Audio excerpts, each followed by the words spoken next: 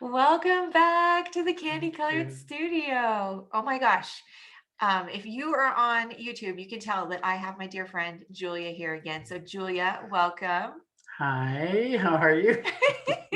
We've been talking so much before the podcast, right? We have. And just so you know, if you haven't seen Julia's initial podcast episode with me, you need to go back and read it, or excuse me, you need to go back and listen to it. And I will link to it in the show notes so that you can go listen. But you'll want to start there because she started with some really great things about herself and her family and some of their experiences. And then we're going to dive deeper. We're going to get into some really good quotes today and some ideas. A little bit more in her husband's dissertation and things that have taken their family on this journey. So we're excited to talk to you guys some more. So we thought we would kind of start with some foundational principles that both Julia and Richard kind of like molded their family journey after. So I'm going to let you talk about that first. Okay.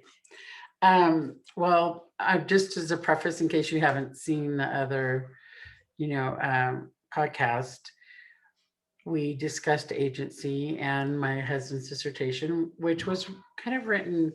It was written for in a religious setting in matters of consciousness. But as I was reading in it, I came upon this quote by Elder Bruce R. McConkie, and really I have to quote him directly. I'm not one to like read everything, but I think we need to start with this. So there's four great principles that must be enforced if there is to be agency. Laws must exist, which can be obeyed or disobeyed. Opposites must exist, good and evil. There must be opposition, one force pulling one way and another pulling the other. A knowledge of good and evil must be had by those who are to enjoy the agency. An unfettered power of choice must prevail. So the thing that I've been thinking about a lot, like it's just been on my mind nonstop, constant, is the difference between choice, liberty, freedom, and agency. And that agency truly, which I don't think I understood in our last conversation, to exercise it, it's a gift that we're all given from God, but to exercise it probably as its highest power would have all these elements present.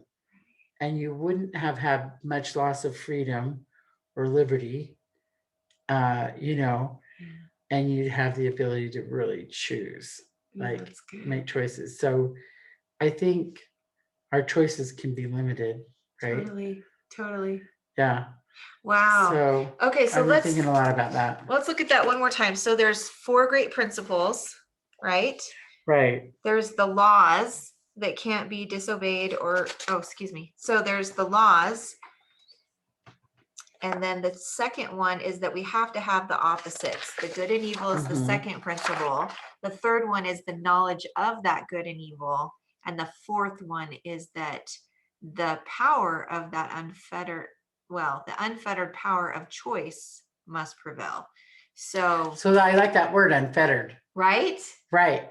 So there are those of us, probably myself included, that are hardcore want to preserve my rights and freedoms and liberties. And I still believe in laws, I'm always hoping I'm appealing to my higher self and higher laws, righteous laws. But I think there's a lot of us that are really passionate about, and that's why you're seeing this great division in our country and in our mindsets, because we want to preserve liberty and freedom. Right. Because agency is the primo principle for me, spiritual principle. Absolutely. To choose. Yeah. Yeah. That's so good. Okay. Okay, so let me borrow this again.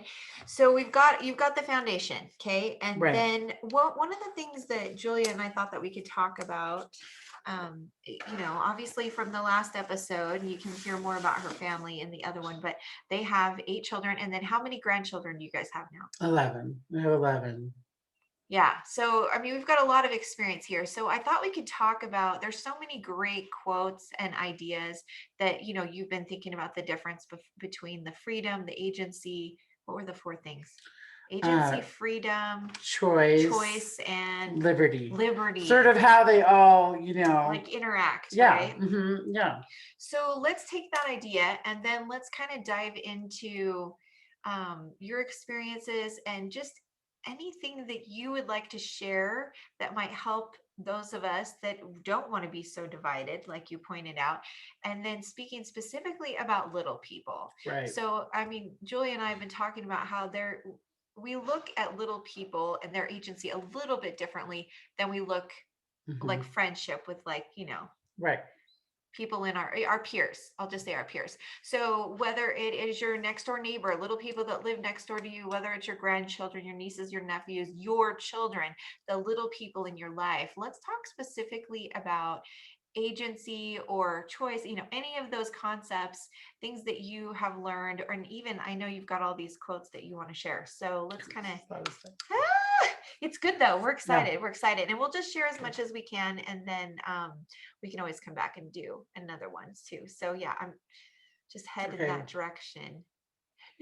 Yeah. So I think little people, that's an interesting. Okay, so we have the gift naturally of agency. It's given to us, but the right to exercise it is another thing because there has to be somewhat, maturity, right? There has to be a Yeah, mature factor totally. when Yeah. we're coming to traffic or dangerous things that are unaware. So I think that's an interesting, you know, trying to keep up with when is the right time to, introduce new laws or to use, compliant, like, do I want to say force? Because you're definitely going to take your kid out of the traffic Right. or Right. prevent. So it's interesting to me that whole concept of how, as a family, when is the time to exercise Yeah. that agency as far as like as you have family laws and whatever dating, Yeah. you know, uh, time you come in at night, you know, my husband would say sometimes to kids, well, when it's a good time to come in, you'll know. Yeah. I trust that you'll know, Yeah. you know. And other times I would set times. I was more Yeah. like, I'm setting the time.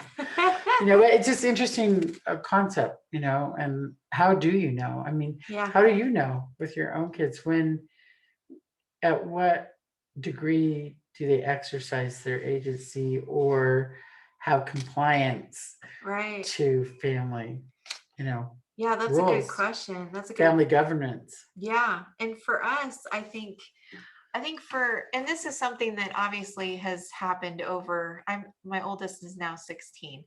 So we've had 16 years along this parenting learning journey, because Mhm. that's what it is.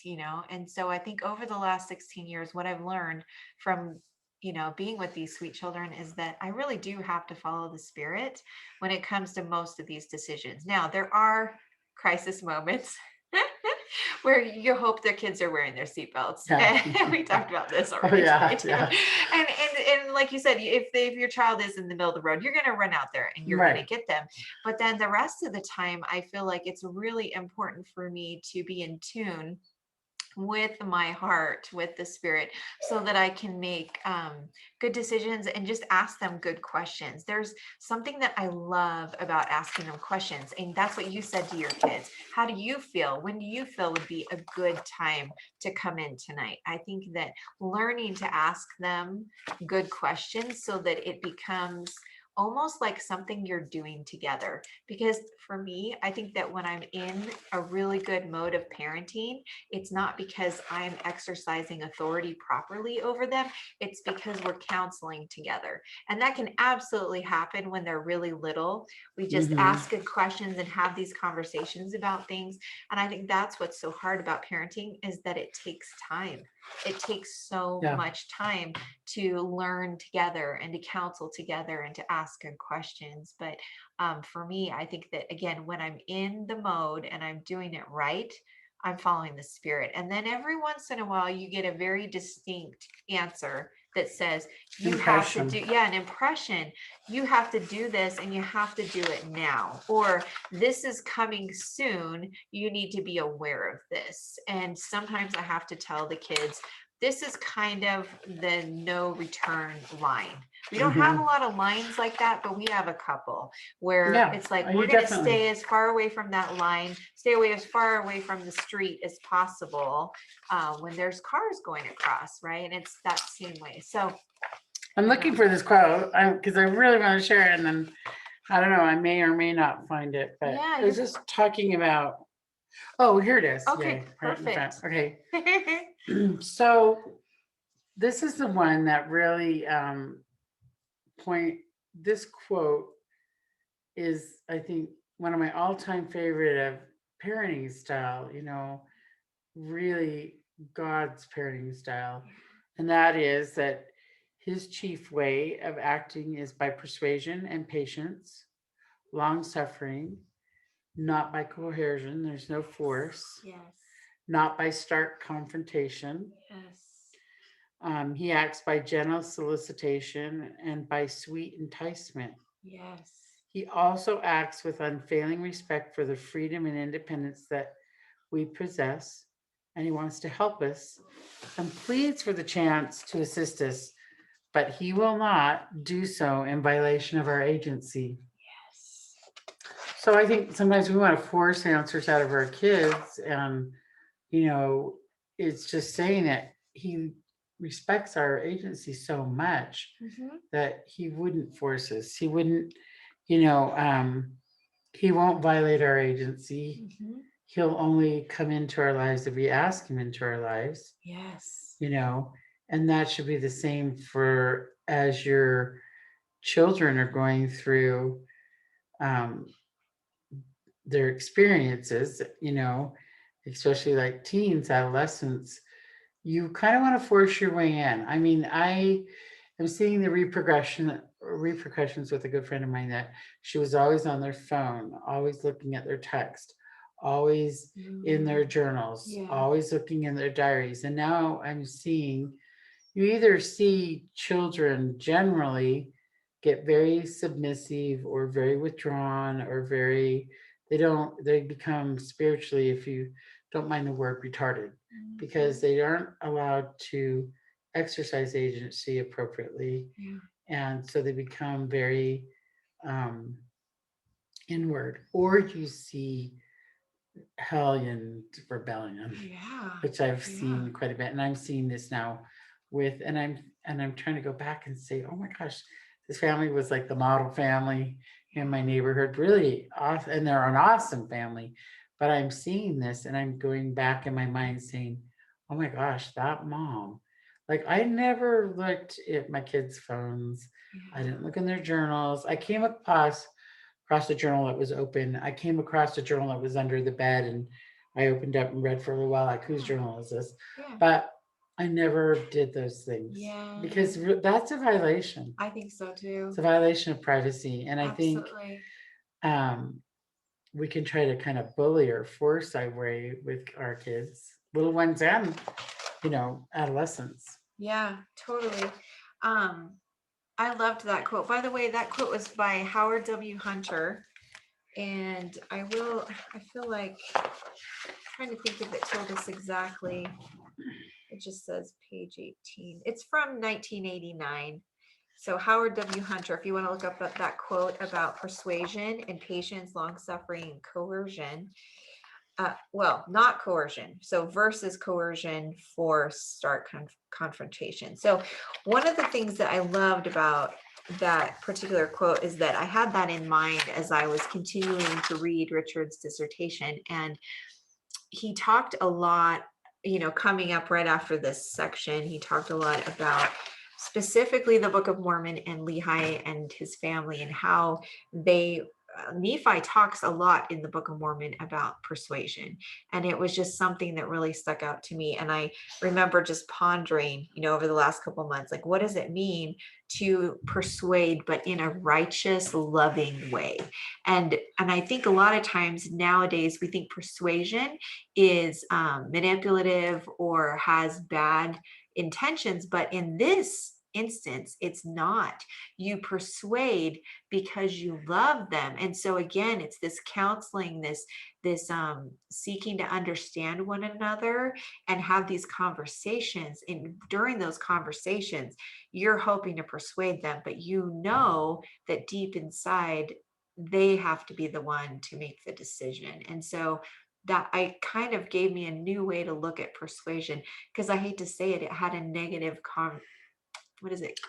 Yeah, that's Connotation. interesting. Is that So, interesting? well, because I had an experience where someone said, "You're intimidating," and I was offended. And the person said, Intimidation isn't a negative It's thing." not always He says, negative. "I want you to read this book called The Art of Intimidation." And he says, "Because all things have opposites. Yeah. So there's a sunshine and a shadow, a downside and upside." Yeah. And that's the same with persuasion, Yeah. that it has its upside. And that's Totally. what we're talking about, That's what we're talking about. But Mhm. it's different from these negative things that you said, right? Like obviously coercion is not always gonna, you might get the right answer right then, but later, like you were saying, eventually the kids will only take it for so long. Little people can only take it for so long, right? You really get to be spiritually in tune, and it's so much easier. It's easier on our health, our tempers, our attitudes, everything. Absolutely. We make it so hard because we bring in the contention, we Yeah. bring in the big guns, we bring in the force. But then there is a time, like I do remember my friend saying that um, her child was with someone undesirable, and they were teens, and they stopped, they were talking to her in the car, and she goes, "Get out." And she goes, "What?" And her mom goes, "Get out right now, get out," and grabbed her by the arm and got her out of the car and said, "You will not go with that boy." And but she spiritually felt to Yeah. intervene. So you have those Yes. times too. Yes, You have those absolutely. times too, but you get to be emotionally honest with yourself. Absolutely. It's interesting when I've been asked the question, "Are you honest?" I've been asked that question in different ecclesiastical Yeah. meetings or whatever. Yeah. I am now asking myself in my spiritual evolution, am I emotionally honest? Am Yes. I emotionally honest with my children? Right. Am I emotionally honest in consequences? Yeah. Or am I making the choices so they're manipulative? So Yes. either way, whatever choices I Uh-huh. present Uh-huh. are manipulative. They're going to get him to do something I want him to do Totally. rather than experience the natural consequence. Right. You have to keep thinking, what is the natural Mhm. consequence? You Mhm. need to equate with, as they're experiencing good and evil and making choices, what is the natural consequence? Yeah.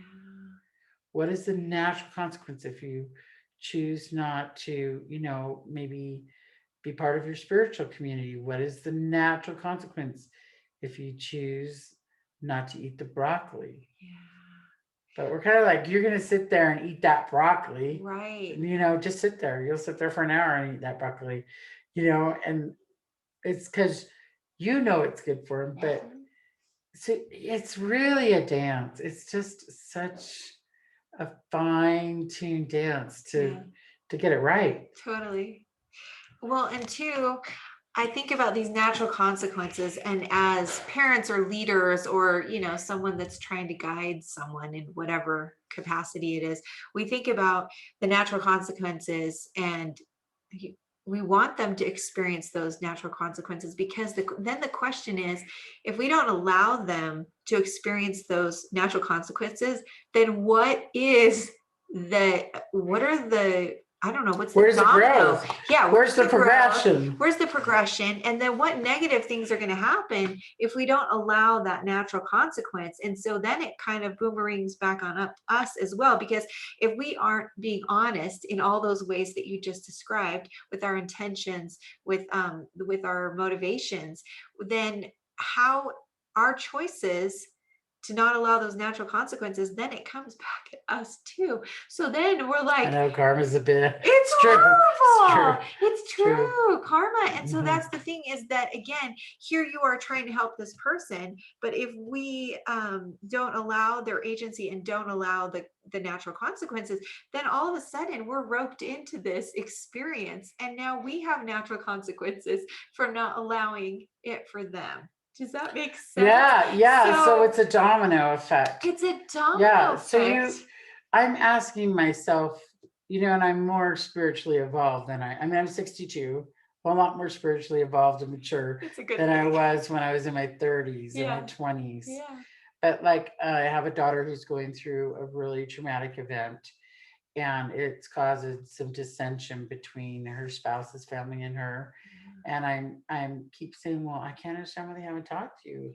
I can't understand why you guys haven't talked about this. And she goes, that no, like the sides are lining up. Like the war is, it's Oh, just like in the Civil War when they line up.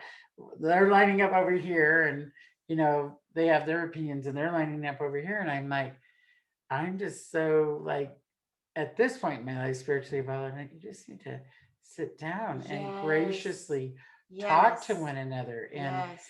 and because if we don't evolve and progress, spiritually through natural consequences and learning from our experiences, then we're still dry. We're not progressing spiritually, and we're Yes. retarding our growth. And so you everybody's drawing a line in the sand instead of Yes. saying, and I think it goes all the way to the top, that the number one thing, and I have a quote on this, um, that I want to share with you from President McKay, who was a prophet in the LDS Church. Next to the bestowal of life itself, the right to direct that life is God's greatest gift to man.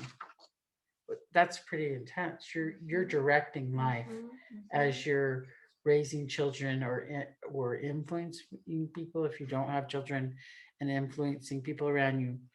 Freedom of choice is more to be treasured than any possession earth can give.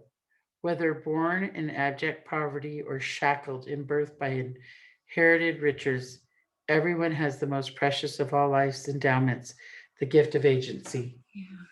And so, in our spiritual evolution, I'm thinking, we should be more about the Savior's business, more about love, more about not Yes. harshness, more Yes. about respecting choices, even if the people, and as we know, we're divided on a lot of issues in this country, a lot of Right. political issues, a lot of race issues, a lot of sexual gender issues.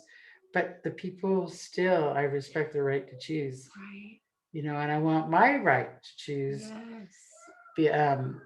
be respected. And I think, I think we manipulate our children a lot. I think we try to, um, we'd rather force them and make sure they do good than rather let them experience the good from evil Yeah.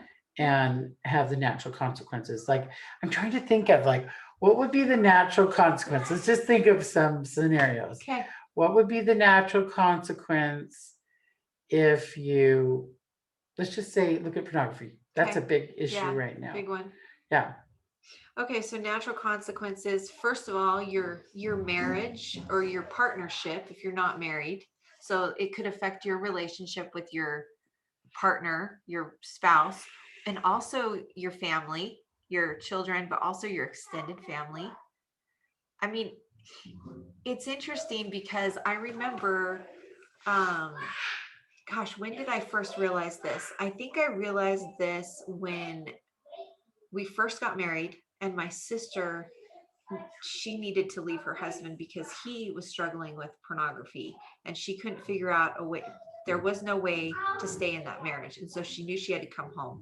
And I remember when I was devastated because I was pregnant and overwhelmed and thought, what happened? Like, can't you work it out? But then once she told me what had been happening and where she was, I said, oh, you're right. I see that this was the only choice that you can make. I will support you in this.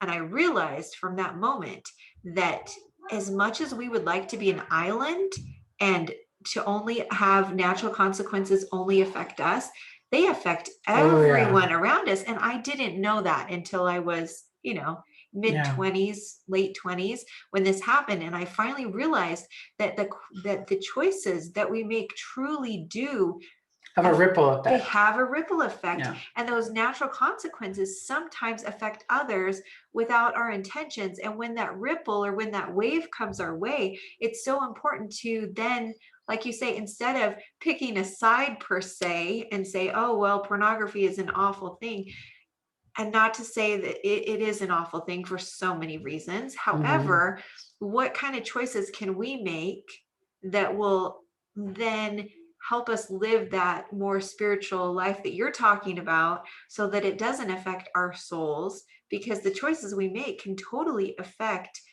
how we progress, right?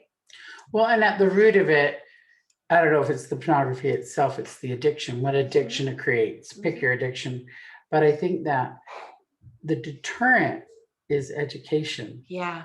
So Good. we have a habit of parents and as a religious community saying, don't do that, don't do that, that's bad. Yeah. Well, why? Why? Well, let's get right down to the root of it. Yeah. Why? It dulls your spirit. Yes. It's artificial. It's a Uh-huh. counterfeit. Yes. It replaces true love and true Yes. sexuality and true desire with counterfeits. Yes. So it was interesting as PDA president at the high school my kids attended, and we were talking about drugs, and I was talking about my thoughts on the deterrent of drugs and that, and I had a different concept of what really would deter a person from drugs, and I looked at the statistics. It was education, Yeah.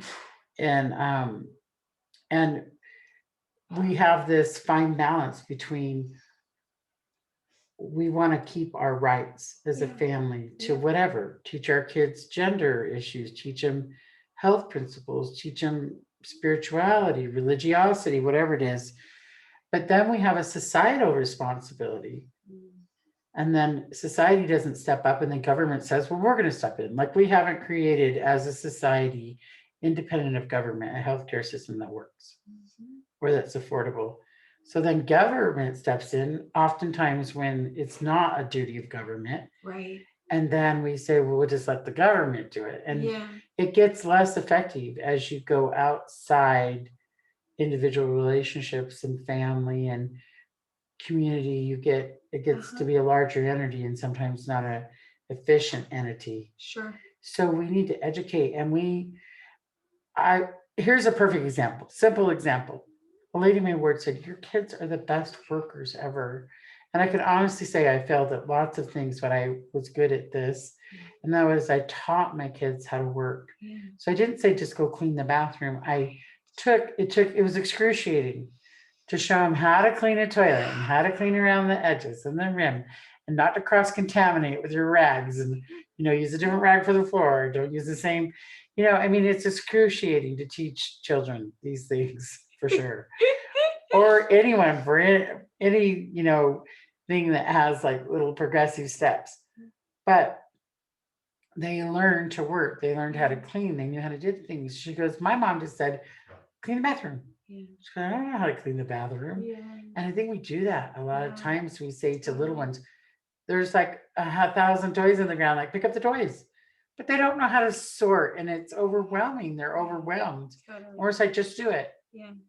And so education in all things is a key component. And it just totally drains our time to educate. It does. It It does. does. But you this is bad, don't do it. I mean, we really have to educate our Yeah. children and speak candidly.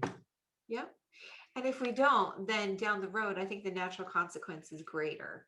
So if you take the time to teach Right. your child how to clean the bathroom, and then later you realize, oh, they just didn't mop the floor. They did everything but mop the floor. then you say, okay, you just need to mop the floor and then you're done. They can go in and get it done because they know how to do it. But if you Right. say, well, you didn't finish the bathroom and they don't know what that entails, right? Then it's just such a bigger problem. So, I mean, going back to pornography, even just the realizing that I think that the one of the biggest things I learned about pornography and any addiction is that I think one of the reasons why they're so dangerous is because we actually lose our freedom and our power to choose because we are addicted to a substance or a practice or whatever it Yeah. is that we're addicted to. I mean, I could even say social media can Mhm. be such a very strong addiction, and you feel like you have to do it, you have to get on, you have, or checking your email. I have These are kids that are very, very addicted. small things that become things that take away uh, to the point where we're not freely choosing anymore because we feel enslaved by this idea or this Mhm. practice or this addiction that's in our life. And that's what makes me worried is if we don't educate, then how do we expect ourselves and others to be able to clearly see when they're becoming enslaved and they're losing those Mhm. freedoms, right? Yeah, I think we speak in ignorance when we just say, well, that's bad. Because most things do have an upside. I mean, I love media, I love movies, I love keeping in contact with people. I love all these things. In fact, the creators, like, I don't know who's seen that show. I think it was Social Media on Netflix. The creators said we never saw the downside. We're like, isn't this cool? Facebook, isn't this cool that people can connect with their friends and just talking about all the things. And they said we never considered, it was one of the things they pointed out in that documentary on social media was like the downside. Yeah. And then some of them are saying we don't even give our kids the technology till they're Yeah. way older Yeah. and educated. Mhm. Because so this whole thing of, using our agency and making choices, the greatest gift you can give your children is education. Yes. You don't have to make everything wrong or right. You need to educate them. If you partake of this, if you make this choice, These are these are the possible outcomes. natural Yes. consequences. Yes. And I think that takes a lot of time Yeah. and having a spiritual center to be guided by Totally. spirituality, Yeah. you know. So good. Oh, this is such a good topic. So yeah, natural consequences, huge. Another topic that we wanted to talk about, you wanted to talk more about your oldest, or do you want to read through some more of these? No, we're You good. wanna I was talk- just kind of, yeah. You can, do you want to read another quote? Well, I think this is an interesting quote to Okay. wrap up maybe Okay. this part of the discussion. But some of our young men and young women rise up and say, I don't believe as my father and mother. I can't see it, and I shall do as I please. And this was a quote from the Journal of Discourses. One of our prophets, President Young, said, this is your right to do as you please. Your agency is given to you for that purpose, Mm-hmm. you Mm-hmm. know? Yep. And so we get to respect. They can do that. That is their right and their choice. And Totally. um, I think what we do when we consider a lot of issues, probably more in the political arena, we just say, well, we've got to respect everybody else. But like right now, the unpopular group, we don't need to respect their choices. But it Right. needs to go both ways. Right. Where we Yeah. see it slanted. Totally. I think we see it slanted. Yeah. A lot. And I think in our families, as we're raising our children too, it's slanted in the adults' favor, when they actually get to make the mistake, they get to make the wrong choice, they get to, but we get to educate them, Yeah. So, Oh, so much goodness, so much goodness. So yeah, education, natural consequences. These are really good ideas and things to talk about. Yeah, so I feel like you wanted to share some stuff about your son and that Yeah. experience. Do you want to do that now, or do you want to go into something else? Is no, that no, good? that's good. Okay. So I think I did bring up on our last session that we lost our eldest son, and he was just a really amazing human being, really amazing human being. And he taught me to love. His favorite saying was love conquers all. And in his death, I decided to keep everything. Well, I don't know if I shared that with you, kind of like a positive. I wanted to keep, I didn't want that to take me out emotionally. And so I chose to go a positive route. And that the gift from his death was um, learning how to truly love and to come from a space of love. And, but his choices, like, so before he died and he took his life, um, he the scripture was just like pounding in my head about the vineyard from Isaiah, where you tend the vineyard, you water it, you plant, and then at the end there's, well, let me just get the quote because I think I'm going to do better with the quote, and I've got it right here, but it's about taking care of your vineyard. So I think when things go awry in our lives, sometimes we want to blame ourselves or say, what could I have done? And I just remember the Lord giving me this answer. And it was pounding in my head before the event happened for at least a couple of weeks before we lost him. And it was about my vineyard, but I may or not, you might find it before I do, but the gist of it is, but then at the end, he had to gather some of his vineyard and it was destroyed. And the point the Lord was telling me, I don't see that quote right close right here, but was that you've done all you've done. You've watered, you've planted, you've nurtured, you've fertilized, but ultimately it's his choice. It's your son's choice. And I think a lot of people would say that choice is a weak choice. But I came to know that that choice was a courageous choice because he had created an environment through no fault of his own in some ways, because he had naturally some genetic tendencies for anxiety and depression, but also his choices exacerbated, you know that word, the situation. He had created a really,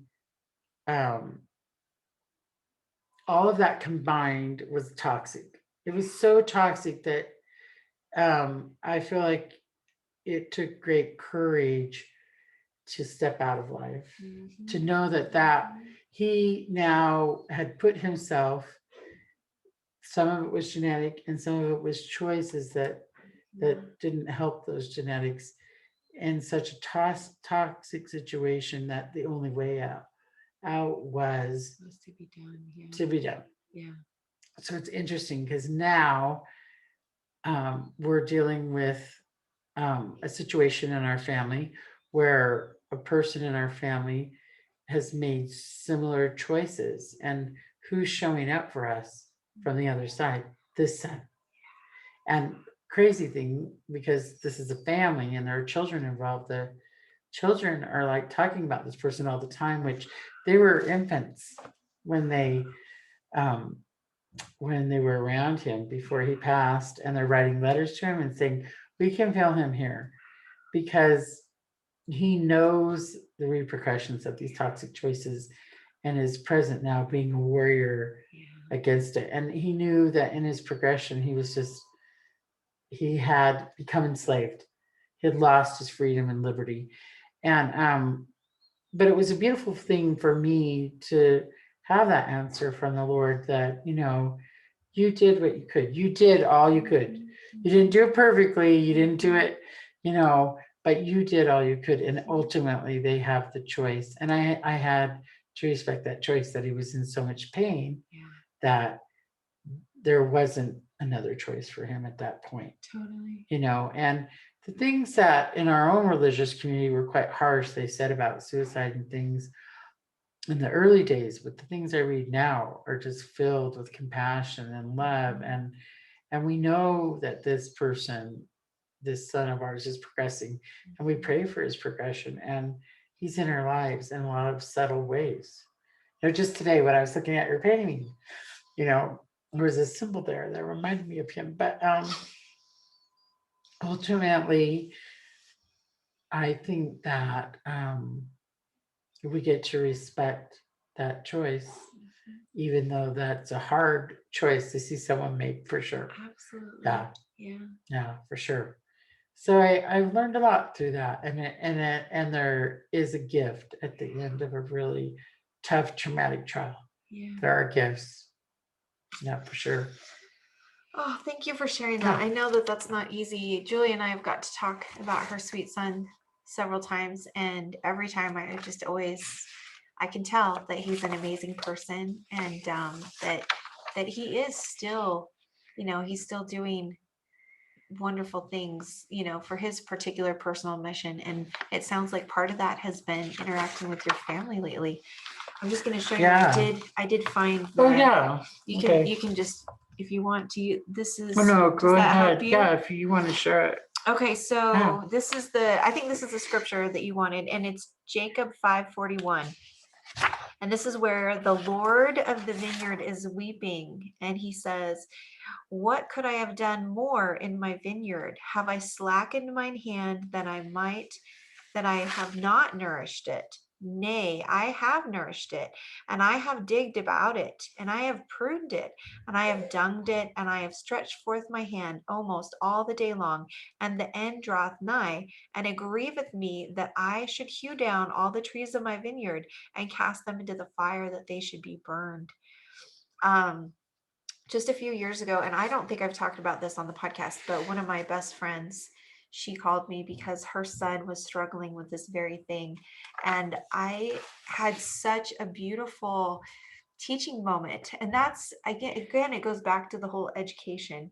Sometimes the spirit and our heart teaches us so deeply and so profoundly that we know that it can't come from anywhere else. But I remember specifically that my heart was being taught that this sweet boy, this son of my friend, that he had a tall order to accomplish here on earth. And I would say the same is about your son. Mm-hmm. And that there are people, our brothers and sisters that have come to this world that have been asked to fulfill things that we can't even imagine. The gravity and the difficulty that they have volunteered to pursue during this earthly journey. And I remember thinking and having the spirit teach me that the Lord is very aware of Yeah.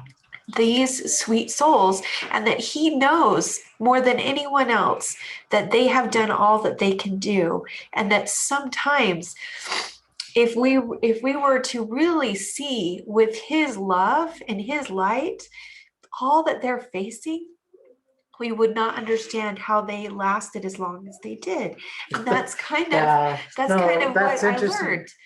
Well, what's interesting is like his sister, they're just like 11 months apart in age. She had an experience where she was allowed to feel how he felt for about 4 hours. She goes, Mom, I don't know how he did it. I don't know how he had that war going on of having, brain chemistry disorders and then choices, and then having this war constantly going on inside, you know. And so, yeah, it's a journey for sure. And that was a gift to her to understand that Yeah, for him at that point, there wasn't any more progression that was going to happen here, totally. and yeah, it's an interesting journey we have, and we get to choose a lot of the time. I was leaving a loved one's home the other day who's going through a really bad struggle, and I said, remember, you're not a victim. Don't choose victim. Yeah. Don't, choose to focus on your strengths and stuff. And, I don't think if we've made mistakes, and we are going to, and we have, and you know, to beat ourselves up as parents either. It's not an easy job. Yeah. Nobody's born, with the manual, coming out of the womb with a manual. Saturday's me. But I think that we can take these guiding principles of agency and choice and accountability and doing it with encouragement and persuasion. I have another quote I want to Oh yeah, share. let's do it. Uh, if we do not really love our children, this is Elder Hanks from the First Quorum in the 70. If we do not really love our children and really believe in free agency, we may be inclined to impose our will on them for what we think is their best good if we love them enough. We will not do that, even at the risk of failure.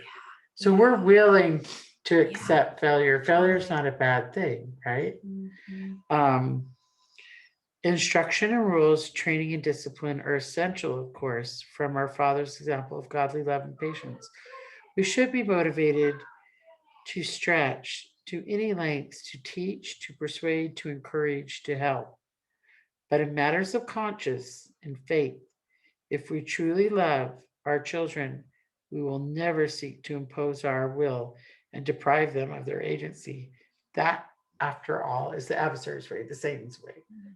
you know. Mhm. And I think when you look at how we interact as a society, and um, we want to encourage, persuasion, gentle persuasion, and encouragement, and things like that, rather than Yeah, force and yeah, coercion and totally. manipulation. Yeah. And I would say what a timely reminder right now, because I think that, you and I have talked about this in crisis mode. Right. It is really hard to be our best selves. Oh, for It's sure. really so much easier to fall back on the things that are quick and easy, Right. not the hard things that you talked about, the educating, the blood, sweat, and Yeah. tears that Right. take time.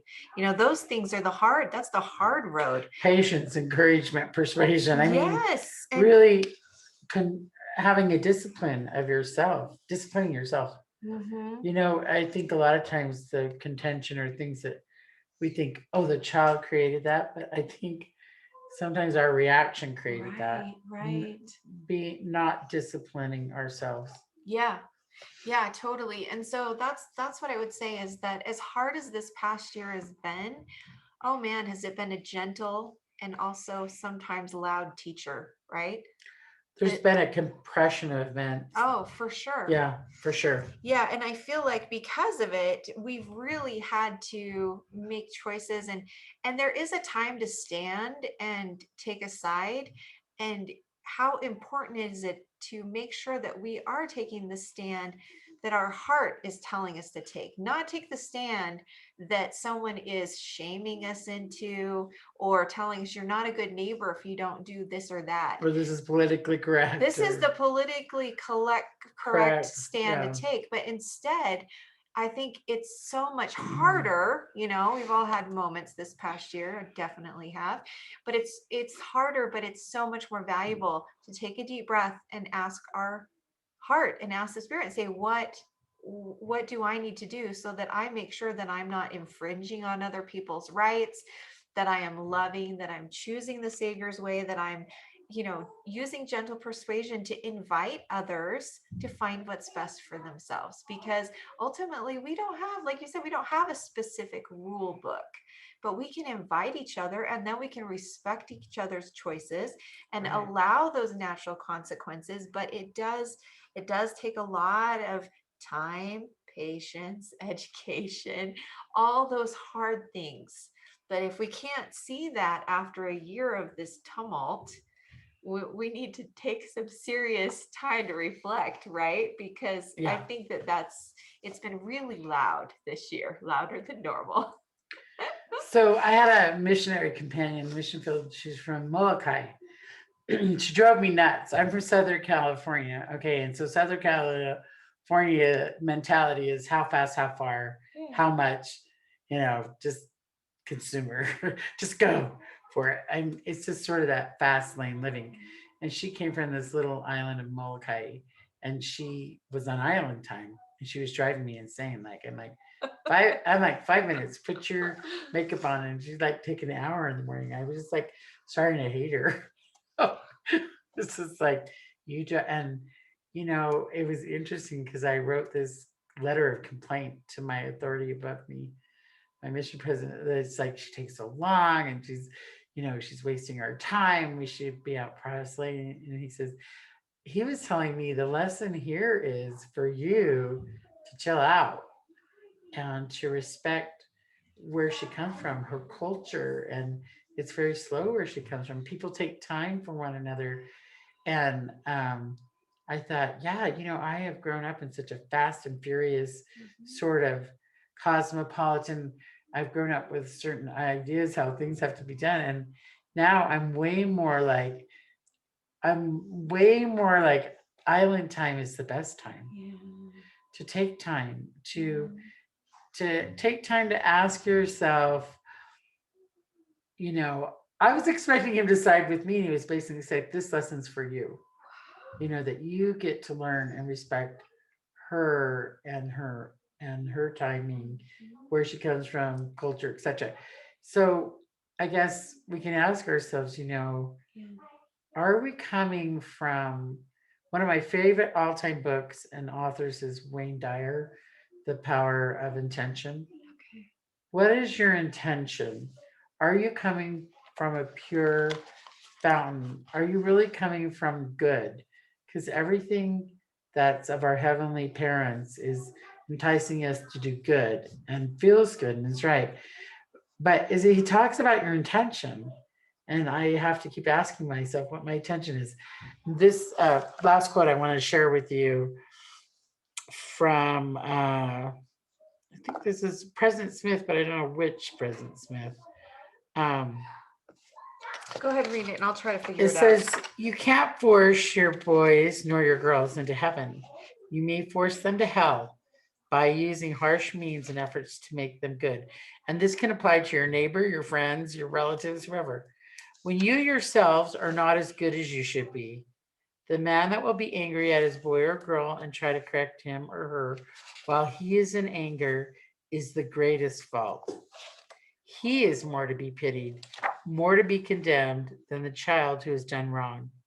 You can only correct your children by love and kindness, by love unfeigned, by persuasion and reason. And that's bingo. Yeah. That says it all. To deal with your neighbor, to deal with your friends, to deal with your relatives, to deal with this companion. I was just like so justified because I was going to keep the mission rules and get out on time and do everything. And it was just the opposite. It was like, maybe you just should chill out, Sister Lowe, and just sort of Yeah, that is so good. I would say that going back to this whole past year, that it really has, I can turn around pretty much every day and say, what is it that's triggering me? Okay, why is it triggering me? And then what do I need to do about this situation? Right? Right. Because that's the hard thing is we don't always have a mission president. Sometimes we have a spouse. And I'm grateful that Carl's really honest with me. And he'll say sometimes, why is this bothering you? And I'm like, okay, why is this bothering me?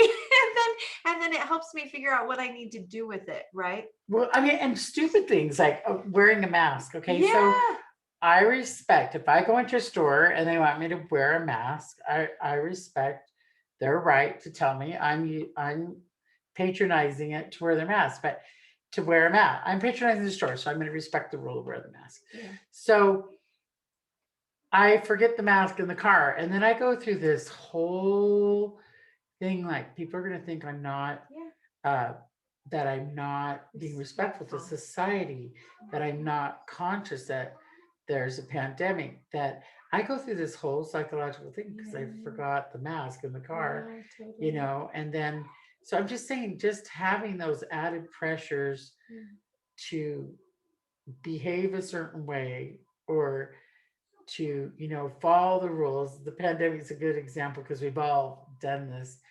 It's just like I go through this whole psychological baggage. I'm just like, just go to the car and get the mask. They want you to wear.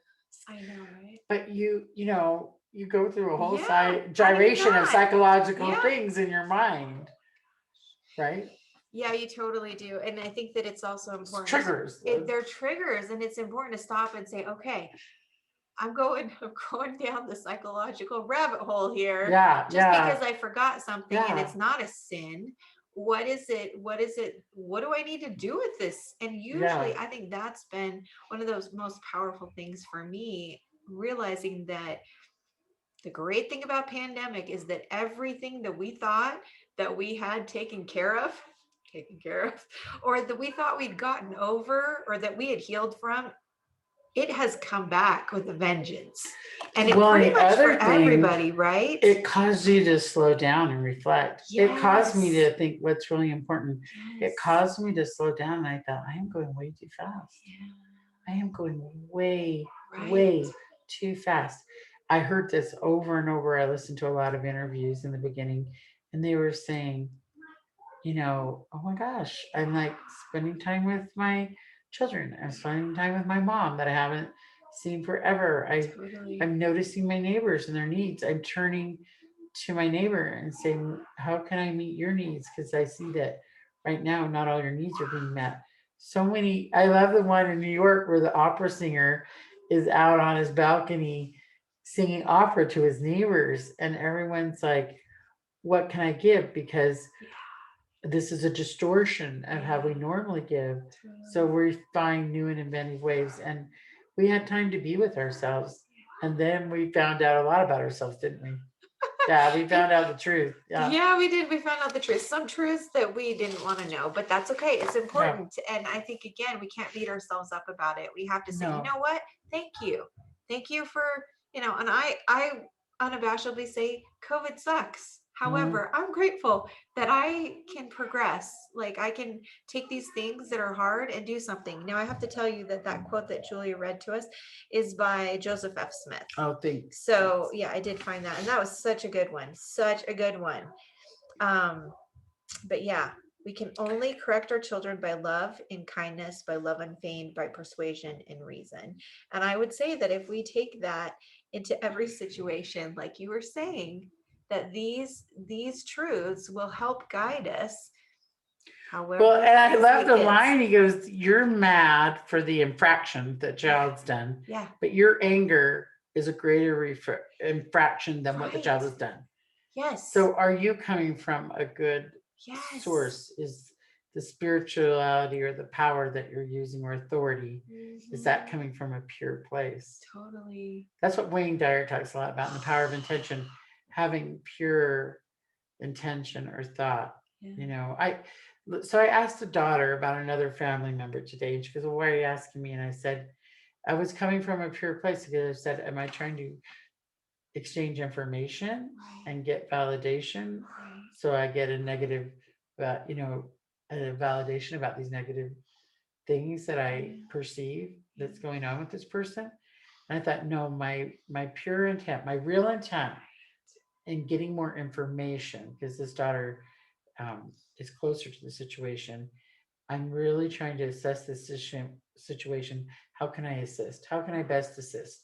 But I'm always having to ask myself that question. Yeah, You that's know, good. so that really, I think, is like, where are you coming from? Yeah. And that's true because it goes back to what we said before, is our choice, is our reaction to someone else's choice actually more dangerous than Oh, than what what started we this think whole is wrong thing? about their choice or Right. whatever. Yeah. And Yeah, I will admit that yeah, I have been frustrated by certain choices or reactions to my choice, right? right. And then again, is that trigger then going to be even worse than the initial infraction? And we don't want it to be. We don't want it to be. We want to be able to let it go and move on, right? Well, and you have to say you're operating, your modus of operandum is from what information you have Yes.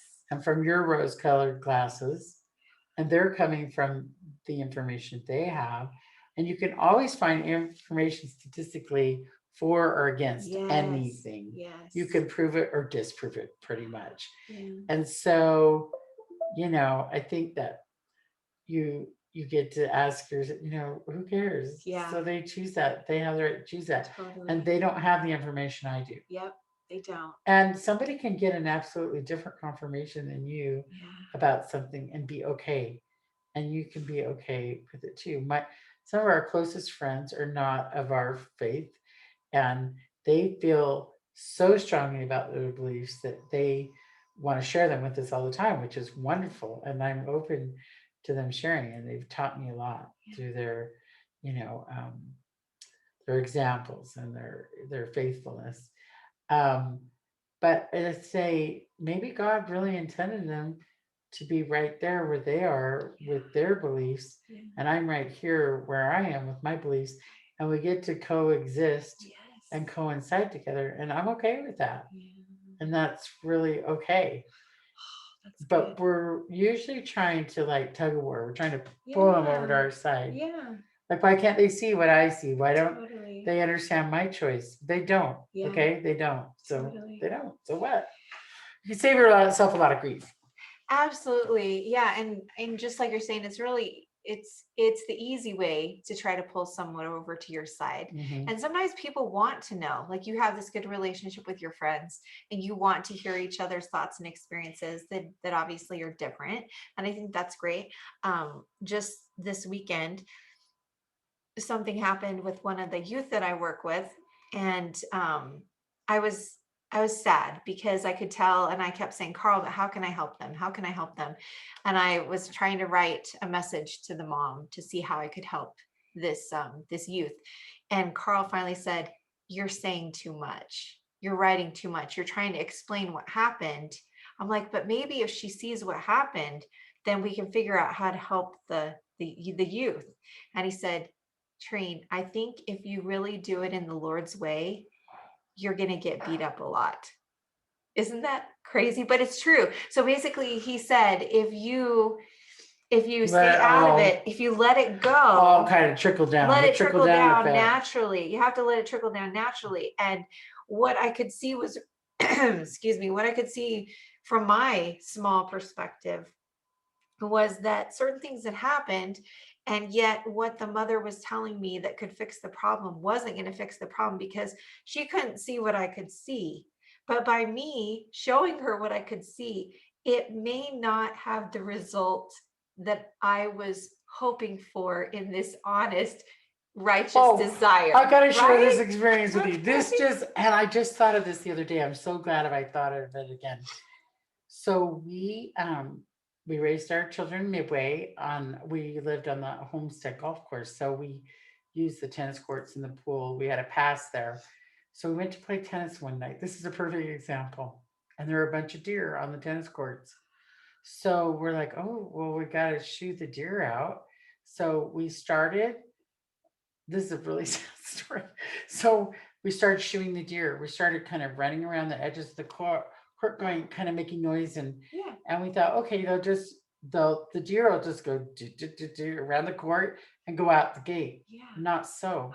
We spooked the deer, and the deer started to ram themselves No. against the fence. And No. we didn't catch it right away. They kept ramming and they broke their necks.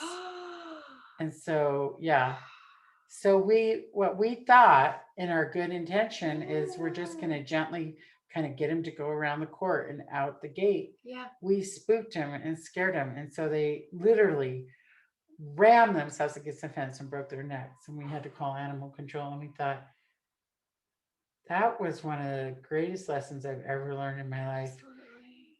Thinking we had good intentions and we were Yeah. doing the right thing, but we didn't know. We didn't know. We never dreamed that they would do that. And they Right. literally just fell down and couldn't move because they'd broken their necks. Oh my gosh. And it was just, I'll never forget that Yeah. experience. Yeah. Like, we can actually cause more harm Uh-huh. in our good intentions. That's So amazing. they really do need to come from a deep Yeah. knowing. Yeah. Knowing. That's amazing. And what a vivid visual teacher. And that's basically what Carl said to me. He said, Trine, I know your intention is to help that youth and to help the mom.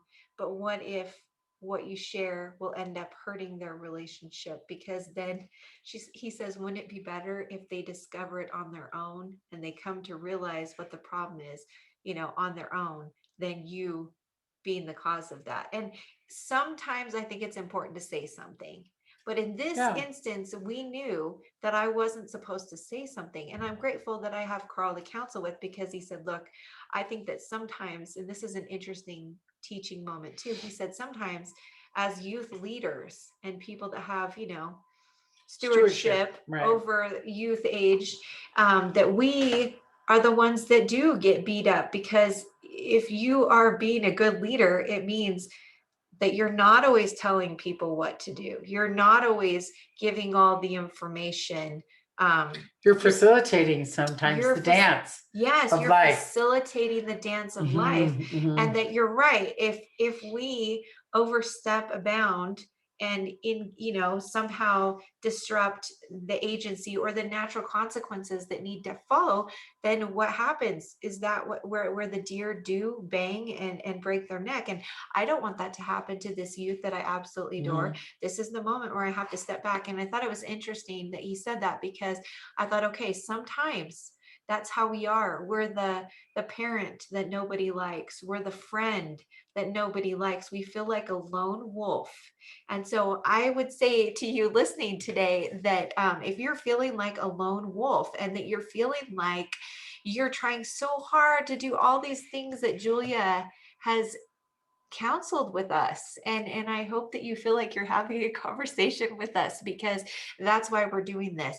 We want you to know that you're not alone, and that if you do feel like that lone wolf, as horrible as it is, it might actually be for the best, because sometimes when we follow and we do what everyone else is doing, and you brought it up earlier, we're doing what's politically correct, are we actually going to eventually break our necks trying to be politically correct, trying to fix this problem, trying to be popular in our opinion or thoughts, instead of just listening to our heart? I think that it is the harder road. It's the harder road, but there's so much beauty that will come later. Going back to your son blesses your family all the time. I can tell. That was a hard road. It's a hard road for him to take, a hard road for your family to take. But you have Mhm. grandkids that remember him and that know him Yeah, are intimately, connected with him and that are connected with knew him, him before this that life, knew in him my before, opinion. yeah, knew him before this life, and they're still on this journey together. And from those of us looking outside in would say, Yeah. how could they possibly know him, because he passed when they were so little? But it's not the case. And so again, when you're feeling lonely and you're feeling like this is too hard, that you have dunged the dung. What is it that it says in the vineyard? I Oh have yeah. dunged the tree. I Yeah. have digged and Yeah, I I have did. pruned Yeah, and nurtured and I and have nurtured. And yeah, yet and it's okay to weep, because that's what the Lord of right. the vineyard does. He Yeah. weeps because He he's like, weeps over I his have master, I have done everything yeah. I can possibly do, and I have followed these principles to the best of my ability, and yet I leave it up to you, right? And so And the atonement, that idea of what we discussed last time about perfection being whole and complete through the atonement, that we can become whole and complete every day so that where we can just pick ourselves up and go on. And I think too, I really don't believe in being a victim and playing the victim as the parent to the children's behavior. It's just a learning process. We're just educating one another. And when are you going to be acting? If you're in anger or you're in judgment or you're in accusation, mhm, then are you feeling encouragement, persuasion, kindness, love? So you get yourself or remove yourself from the situation till you can come to that. So I had a son, we had a confrontation. I was really ticked off at him, really ticked off at him. And he said, well, I'm sorry. And I said, well, I just need a break. So I took a break. I was really busy with a lot of things. And then the spirit, because I didn't say what I thought in the moment, which was a good thing. I did say a few things. Well, to be honest. So then I just let time pass. I let time pass and 2-3 weeks. And then the spirit started to work on me, you know. And then the spirit said, now approach. So I said, I love you. and I would never do anything to embarrass you. But these are the choices I had in that situation. And this is why I made that choice. Yeah. And he says, well, I'm really sorry, Mom. I have social anxiety. And I kind of just jumped in and attacked you. And he said, I realize, that I was wrong and I'm sorry. And there was this great meeting of the minds and love. And then he later called me because I think I had texted him. And we had this ensuing greater. He goes, well, I'm glad you're not my enemy anymore. I go, I was never your enemy. So I just need to take a break, and but because I took that time and I took that time out, which is okay to take in relationships, all kinds, friendships, whatever, I was able to come back with the spirit because it's sort of like the fermenting process. Yeah. We're living in a world of drive-through fast foods, instantaneous gratification. But fermenting takes a long time. And I think if we let ourselves ferment, Yeah. then we get a really rich product, and that's what I got Oh, because I took the time. But if I had pursued in the moment yeah. or just, kept at it, it would have been disastrous. Oh, I absolutely. guarantee you. Yeah. So we gave it time, to brew. Oh, I love it. I love how your companion from what was it, Molokai. Molokai, It's that an the island in Hawaii. yeah, the things that you've learned from that experience just keep trickling and rippling throughout your life. Isn't that a powerful lesson? It is. And I agree. I think that, I mean, I grew up in Orange County too. And so I do agree with those statements that it's really easy to move quickly. And perhaps a lot of suburbia is like that. And that's the way I think you and I were drawn to be in Midway. Just because it helped us find a way to slow down, cope. to cope. The child I lost was an indigo child, and Oh, that's a hard personality type to deal with this world. yeah, It is. yeah. They have a harder time. They're very emotional. They're very connected. They're very spiritual. They're very unique. And I think that having the coping skills, is tough. We need the tool. I love what my one daughter said. You screwed up so bad, Mom. But I realize now that you just didn't have the tools. Yes. I didn't have the tools. Yes. We didn't come with a full set of tools. Yeah. And Yeah. hopefully through this discussion and sharing some ideas, and I wish everyone could talk back to us that's listening, right? So we can hear their ideas. Yeah. And you get a little bit more in your tool box to get some more tools. But I think a lot of the things we think we're going to be right about, we're right. We're going to prove our point. Our opinion's right. We're wrong about. And we don't see it like God sees it. And here's a perfect example. I grew up in a really dysfunctional family. Just give you a little insight. I don't know if I shared this last time, but I went to 13 schools, and my real father took his life, and my stepfather was an alcoholic, and I lived with all my relatives, and I was passed around, and I love them all. I love my parents. I'm not a victim, and I don't believe in being a victim. But I wanted to be a victim when I got my patriarchal blessing, which is a blessing we get in the LDS Church. Is sort of a guidance, a blessing of guidance. And I wanted the Lord to say, sorry that you had such a screwy life. And, I apologize to you. And I know it's been a lot to overcome. I really wanted to hear that when I was given this spiritual blessing. And this is what I heard, which is pretty similar to what I heard when the mission president was telling me to, learn the lesson, sister. I guess it was Sister Porteous then, not Lowe. So this is what the Lord said. So now you have had experiences in your life that have taught you love and compassion, that have taught you understanding. And the Lord requires you now. So after all this crappy stuff I went through, it said the Lord requires you to reach out in love and understanding to others, and to teach them and to love them, and to teach them the principle of repentance which is something I've been gifted to understand. So it wasn't like, sorry for the crappy childhood, which that's what I really wanted to hear, or sorry that you went through all that, or sorry your parents' choices were so poor. It was like, this is what you've gained from those experiences. Now go out and use those experiences to bless others. And I think if we don't choose to be a victim, but we choose to look at our experiences, and we all have them. The Neil A. Maxwell was quoted to say, "There's no exceptions, just variations." Ooh, yeah. So we all get our basket full of whatever it is, and it's just kind of reminds me of those cooking shows. Here's your goods, make something out of it. So it's kind of like the Lord says, "Here it is, Yeah. make it." So I we get to choose that. Use our agency to choose. Are we going to be a victim? Are we going to be a victim of our children's behavior, or are we going to teach them, train them, educate them? Are we going to educate our friends, our neighbors? Are we going to do it from compassion and love and gentle persuasion? You know. So just some thoughts.